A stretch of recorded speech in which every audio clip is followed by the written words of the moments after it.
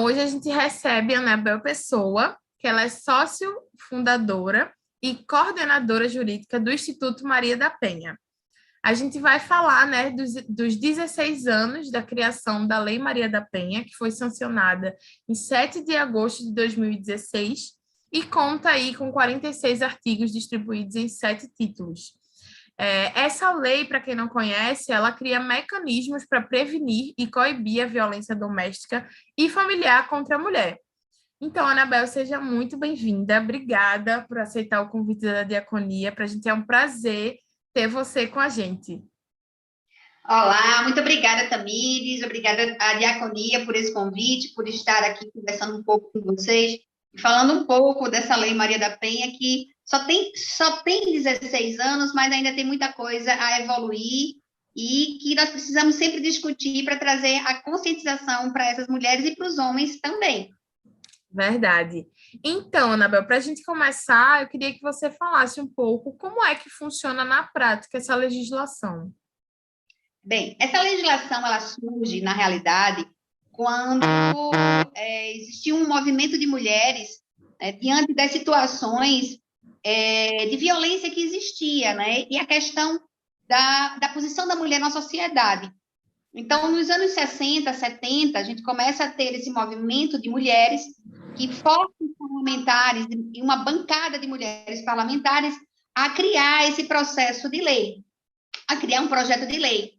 Então, o projeto de lei existia. Quando o caso Maria da Penha passa a surgir, né, e através do próprio movimento pessoal dela, né, para que o processo dela fosse julgado, então a Corte Internacional pressiona o Brasil e diz assim: o que é que vocês estão fazendo frente a essa temática da violência contra a mulher? E é quando nós estamos naquele processo de redemocratização, o processo que já tínhamos a nossa Constituição, e o projeto de lei estava lá, engavetado.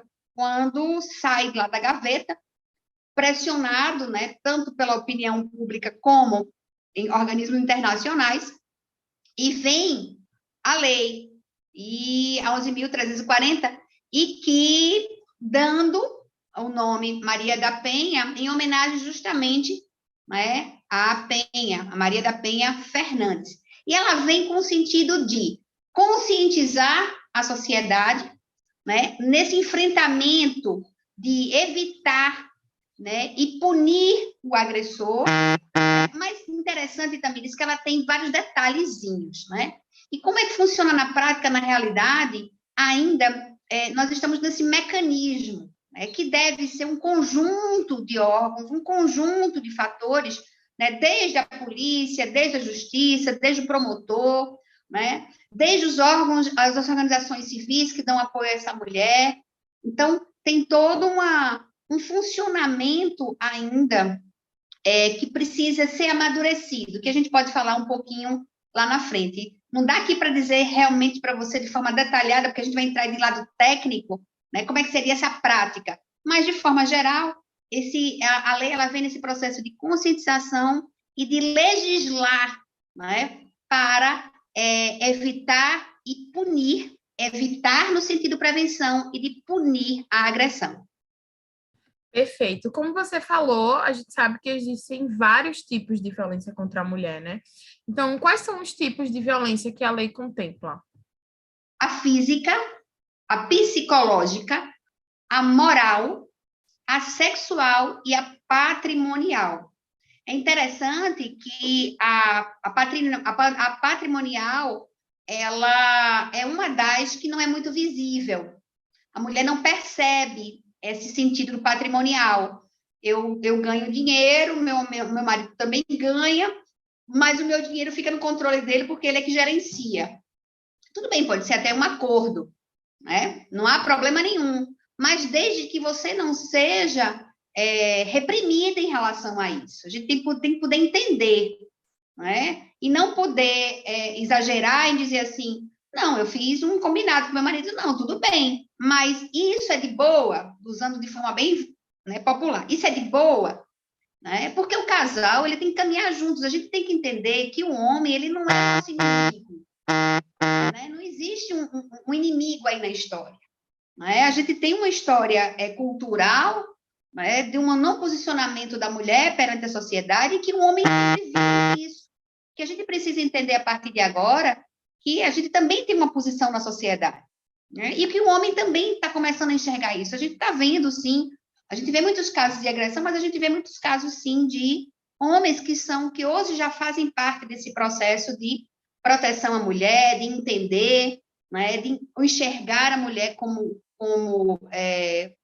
pessoa na sociedade. Então, nós temos os dois lados hoje em dia.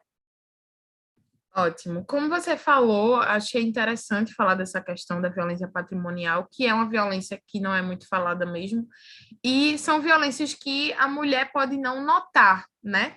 Ela pode, assim, passar batido, entre aspas.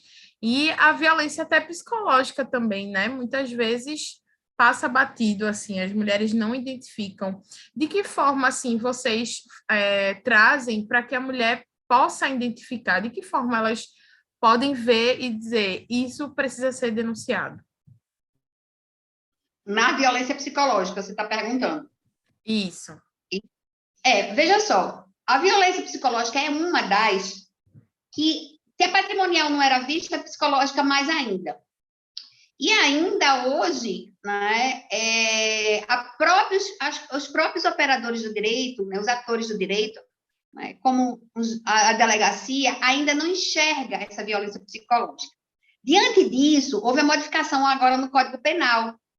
Agora, em 2021, teve a Lei 14.188, né, agora do dia 29 de julho de 2021, vai completar aí, já completou um ano dela, né, que justamente vem trazer e especificar essa violência psicológica, né, que é o dano que vai trazer, né, na questão do comportamento da mulher, quando há o controle das ações dessa mulher, do controle do comportamento, da crença dela, das decisões que ela vai tomar, as questões de ameaça de forma direta ou indireta, ou velada, os constrangimentos que ela passa no meio social, no meio que ela está, né? As humilhações, as manipulações.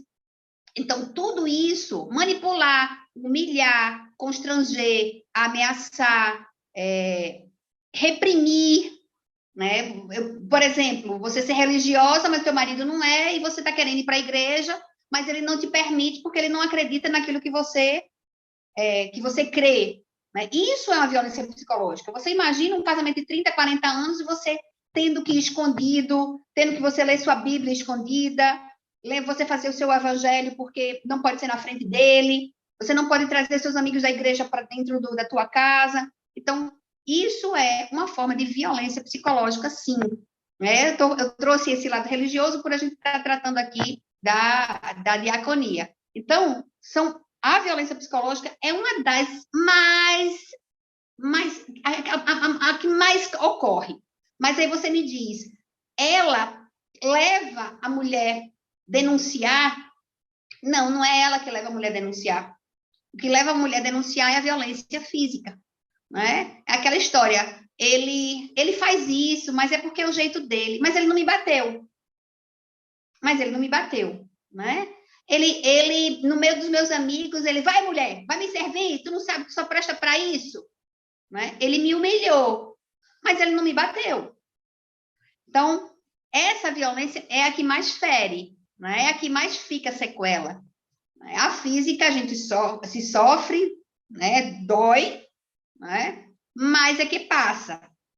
Mas é a única que normalmente chega na delegacia, que chega para ser denunciado. Vamos lá, se deixar claro. Não, tá ótimo. Trazendo essa questão, né, da atualização da lei, né? Essa lei ela pode ser atualizada de acordo com as necessidades, né? Como você falou. Você enxerga, por exemplo, essa tipificação como um avanço na Lei Maria da Penha? Quais são os outros avanços que você nota que teve nesses 16 anos, né? Esse é um dos avanços. Agora, veja, todas as leis, eu digo sempre, o direito ele é transformador conforme a sociedade vai evoluindo e vai se percebendo. Então, o ano passado, nessa época, as pessoas me questionavam, eu fazia, gente, a lei só está debutando. O que é debutar, está completando 15 aninhos, ela está chegando na flor ainda florescendo, né? E 16 anos também.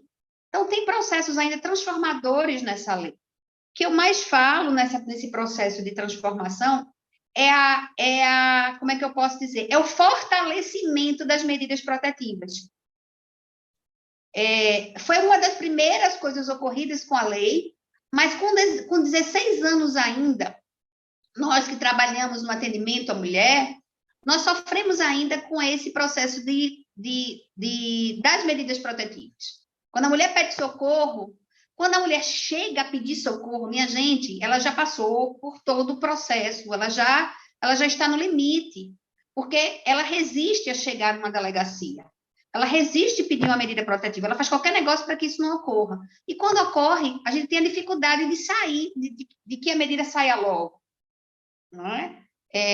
Às vezes não é por falta de má vontade dos agentes, de delegado, nem do juiz, não. É por uma questão ainda de lentidão, de falta de operação, de falta de gestão pública, muitas vezes, de investir num quadro profissional, numa quantidade maior de delegacias, uma quantidade maior de juízes na área. Então, ainda tem essa grande dificuldade. Mas eu vejo como um avanço o amadurecimento das medidas protetivas. Perfeito. Outra coisa que eu ia perguntar era realmente as dificuldades e os desafios, né? Como você falou, não é só denunciar, né? Até a mulher denunciar é todo um processo. Veja, uma das dificuldades, um dos desafios, a gente pode dizer, assim falar, é a questão do acolhimento. Quando a mulher ela não tem para onde ir, a família não abriga, não aceita, porque tem medo até dele, a própria família, e falta abrigamento. Mas aqui na capital tem. Mas, gente, a gente está falando de um Brasilzão. Vamos falar de Pernambuco. Onde é que eu vou ter abrigamento no sertão? Onde é que eu vou ter abrigamento no Agreste? É um ou dois para tantas, né? Não que não tenha, mas o acesso se torna mais difícil. Então, o tal do abrigamento é um dos desafios para essa mulher, né? E a retomada dela de vida, porque muitas vezes elas são dependentes economicamente, então elas precisam, né, de ter um impulsionamento para tomar a decisão. E algumas que a gente viu, não, elas, eu vou morrer de fome, meu filho vai morrer de fome junto comigo, mas aqui eu não fico. Então, é 1 em 1000. A maioria, elas não têm coragem por questões econômicas, né? E a gente precisa dar esse suporte. E não se tem esse suporte. Então, isso é um dos desafios dessa proteção à mulher. É verdade. Anabel, e o que é que as mulheres precisam fazer para ser assistida pela lei? Bem, primeiro é procurar se orientar, né? Procurar as organizações civis, o que for, Defensoria Pública, Ministério Público, né? Na hora do socorro mesmo, procurar a delegacia, se possível, a delegacia especializada, e aí sim, né, vão dar todo o encaminhamento necessário, sabendo que poderá ser falho, mas que vai acontecer. Não será de repente em tempo, né, um tempo que precisa ser, mas vai acontecer. Né? Isso sim. Perfeito. A gente está chegando ao final da nossa conversa, mas eu queria que você falasse, Anabel, né, nessa data tão simbólica e tão importante, né, de 16 anos da Lei Maria da Penha, o papel, né, que o Instituto Maria da Penha tem nesse enfrentamento à violência e a importância da lei para a garantia dos direitos e de vida plena para todas as mulheres. O Instituto Maria da Penha, ele nasce justamente dessa parceria, né, de Penha. Quando nós conhecemos, eu e a professora Regina Célia, nós conhecemos a Penha, ela tinha 2, 3 anos dessa promulgação da lei, mas não existia nenhum movimento ainda que se pensava em criar um instituto. E o sonho dela era a criação de instituto. E aí eu me lembro muito quando ela chegou para mim e disse assim, Anabel, eu quero criar uma fundação. Mas aí eu expliquei para ela que juridicamente não era interessante, e assim o instituto. E o instituto, inicialmente, como Regina Célia é a vice-presidente, né? Ela é de formação pedagoga, né? E eu também, minha formação acadêmica como advogada, mas eu sou acadêmica também. Então, começou aquela ideia de capacitar as mulheres. Então, a ideia inicial foi capacitar. Então, foi criado o curso as defensoras, inicialmente as defensoras legais, depois hoje as defensoras e defensores da cidadania. Né? Foram capacitadas mais de 1.000 mulheres em relação a isso. Então, o Instituto Maria da Penha ele começa a criar o processo de conscientização. Iniciou com mulheres, conscientizando mulheres, líderes comunitárias, e depois foi abrindo, hoje todo tipo de pessoa frequenta esses cursos, os defensores e defensoras da cidadania.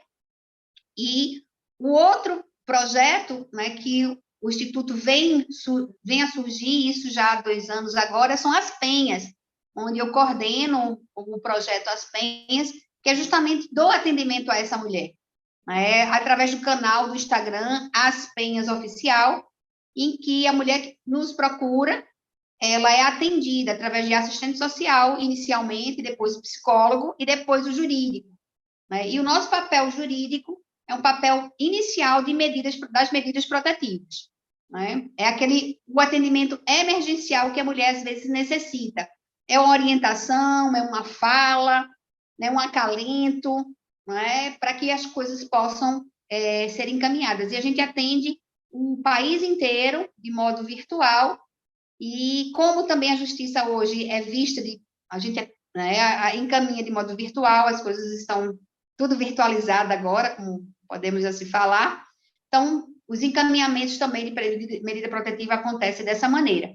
Inclusive, até mulheres brasileiras fora do nosso país, né? Mulheres da Europa, têm nos procurado pedindo socorro, e às vezes o mínimo é uma orientação.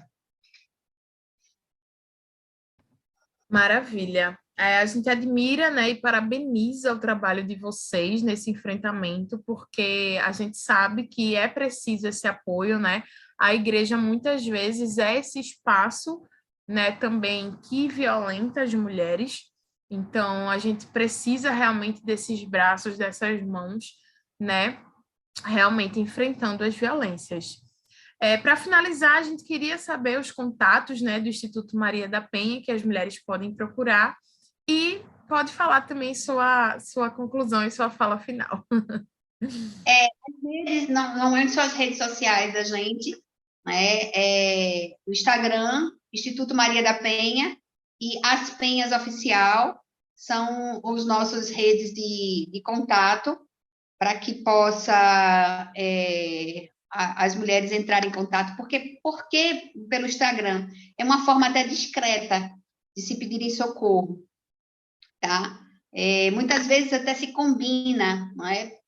A responsável do nosso Instagram, que é uma psicóloga, ela conversa, combina um horário para a gente poder entrar em contato, o melhor horário é esse, ele não está, o melhor... Então, até isso é uma forma mais discreta da gente poder trabalhar, né? Isso aí, sim.